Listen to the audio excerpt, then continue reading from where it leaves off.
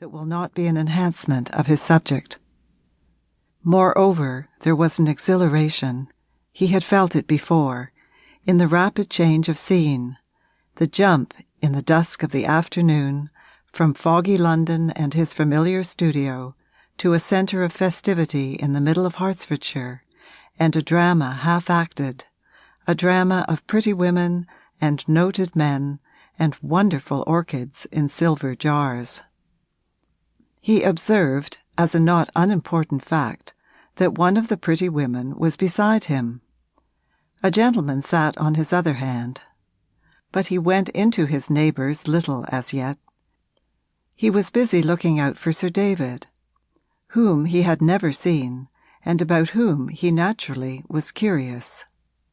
Evidently, however, Sir David was not at dinner, a circumstance sufficiently explained by the other circumstance which constituted our friend's principal knowledge of him, his being 90 years of age. Oliver Lyon had looked forward with great pleasure to the chance of painting a nonagenarian, and though the old man's absence from table was something of a disappointment, it was an opportunity the less to observe him before going to work.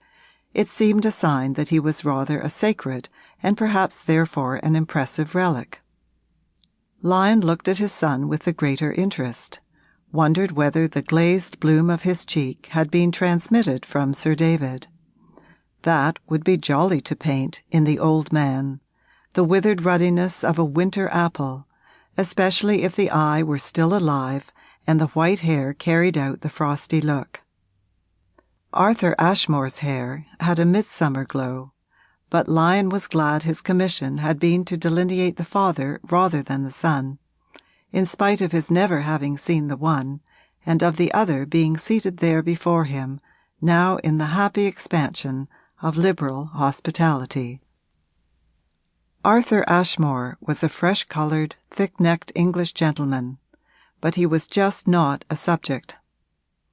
He might have been a farmer, and he might have been a banker.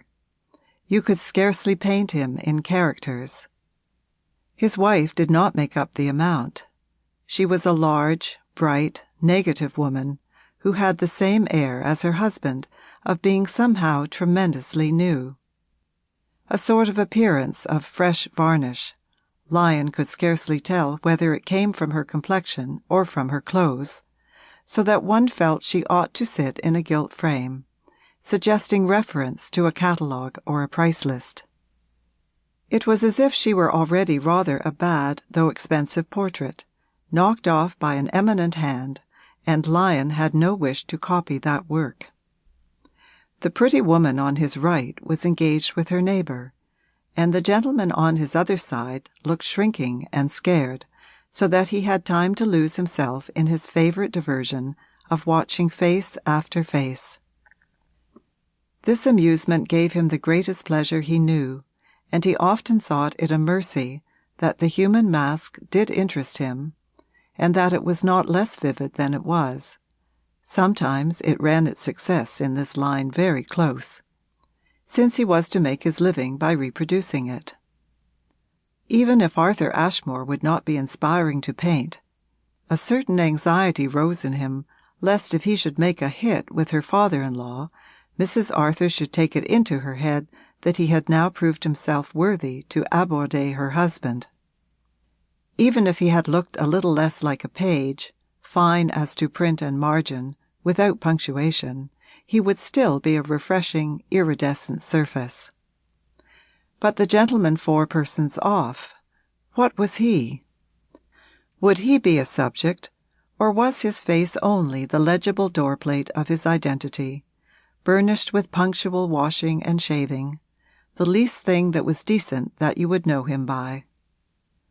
This face arrested Oliver Lyon. It struck him at first as very handsome. The gentleman might still be called young, and his features were regular.